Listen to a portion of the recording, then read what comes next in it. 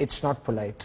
जंग जीतने के लिए 3 चीजों की बहुत अहमियत होती है, गैरत, ईमान और अकल। लेकिन यकीन कीजिए पाकिस्तानी कौम यानी आप इन तीनों चीजों से खाली हैं।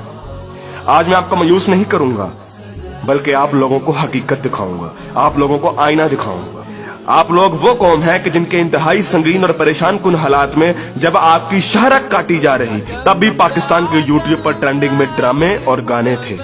क्या गज़वा हिंद की पेशनगोई इस कौम के लिए की गई थी कि जिसकी 80% आबादी हराम खाती और कमाती है, जिनके पेट में हराम होता है, जिस कौम की 90% आबादी झूठ बोलती है, गाहक को चीज की खामियां और नुक्स बताए बगैर बेच देती है और इसको अक्लमंदी समझती है, जिस कौम की बेटियां टिकटॉक पर नाचती हैं और इस कौम के शाहीन उन्हें बड़ी खुशी से देखते हैं। और यही बेटियां और बेटे जब वालिदैन बनेंगे तो सिवाय नाचने वालों के और क्या पैदा करेंगे, और ये माएँ क्या तरबियत करेंगी। हकीकत तो ये है कि बेगैरत हिंदू और यहूदी नहीं, बेगैरत आप हैं। आप पाकिस्तानी बेगैरत हैं।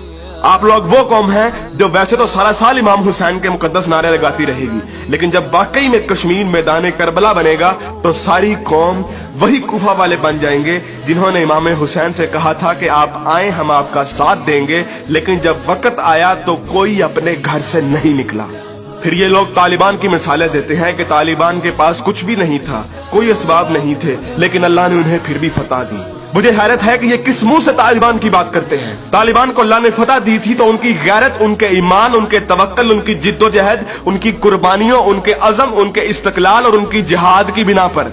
ना तो उनकी बेटियां टिकटॉक पर नाचती थीं, ना उनके बेटे गेम ऑफ थ्रोन्स और गानों और फिल्मों के शदाई थे, ना वो हराम खाते थे और ना ही वो नमाज कज़ा करते थे।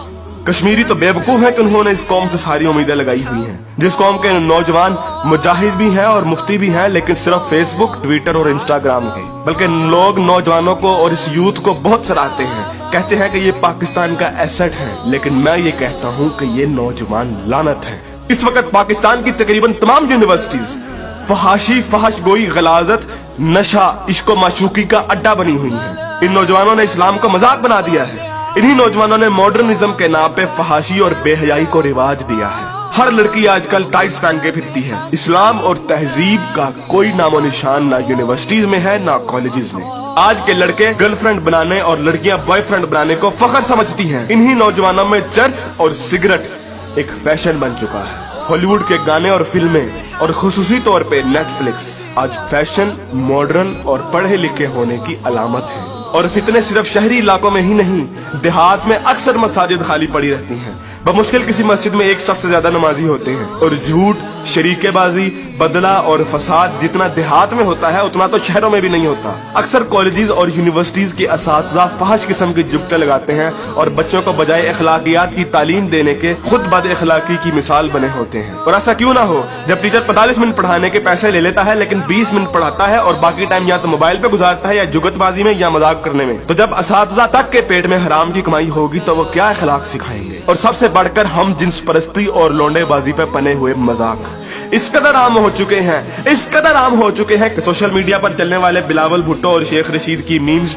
इस कदर आम हो गई हैं कि जैसे ये कोई मसला ही नहीं, जैसे ये कोई खिलाफ इस्लाम, खिलाफ तहजीब कोई बात ही नहीं। ये फितना मजाक मजाक में इस कदर आम हो गया है कि अब तो कोई स्कूल, कोई कॉलेज, कोई यूनिवर्सिटी से मुस्तस्ना नहीं। जिस कौम के बच्चे 12-12, 13-13 साल की उम्र में स्कूलों से ही फहाशी और पोर्नोग्राफी के मरीज बन जाते हैं, तो क्या वो हवस के पुजारी नहीं बनेंगे? ऐसी जगह ज़ैनब जैसे केस सामने नहीं आएंगे तो और क्या होगा? मुझे हैरत होती है कि हर बंदा मीडिया को तनकीद का निशाना बनाता है, हर बंदा मीडिया को फहाशी का असल कसूरवार ठहराता है, लेकिन खुद को कोई जिम्मेदार नहीं ठहराता, जो उस मीडिया को बड़े शौक और बाकायदगी से देखता है और उस मीडिया को अरबों रुपए का बिजनेस भी देता है।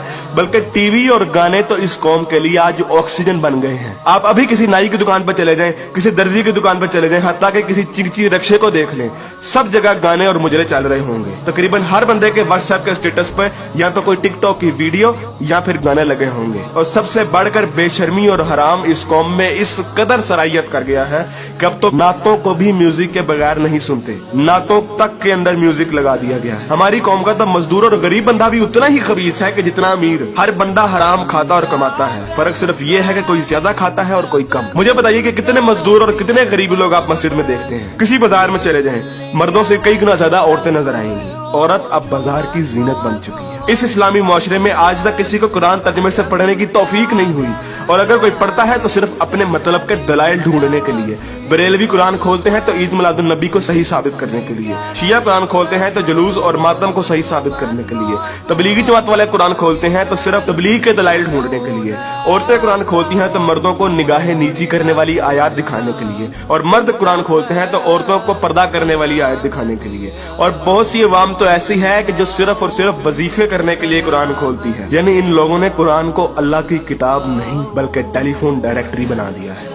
अपने मतलब का नंबर निकाला और डायरेक्टरी बंद। उलमा भी इन लोगों को कुछ नहीं कहते हैं। हर जुम्मे पे उलमा सिर्फ फजाइल की बातें करते हैं, कभी लोगों को ये नहीं कहते कि बेगैरती से कैसे बचा जा सकता है, बदगुमानी से कैसे बचा जा सकता है, झूठ से और फ्रॉड से कैसे बचा जा सकता है। उलमा भी लोगों को नहीं कहते कि कुरान तर्जुमे के साथ पढ़ो और सुनो कि तुम्हारा रब तुम्हें क्या कहता है।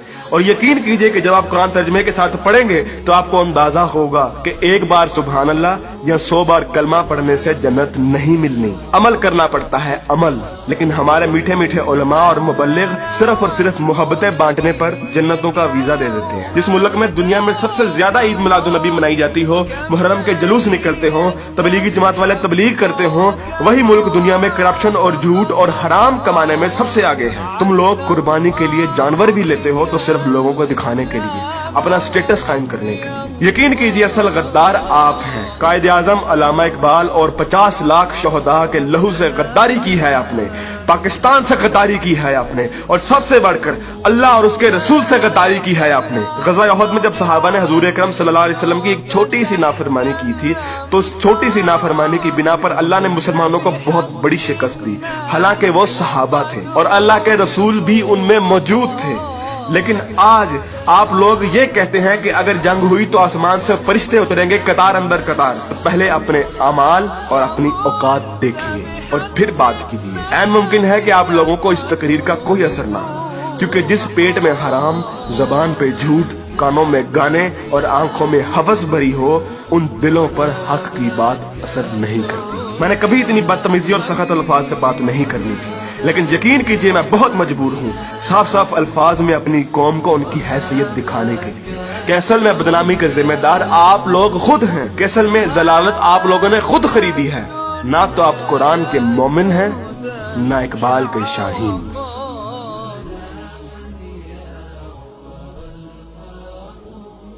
سلاما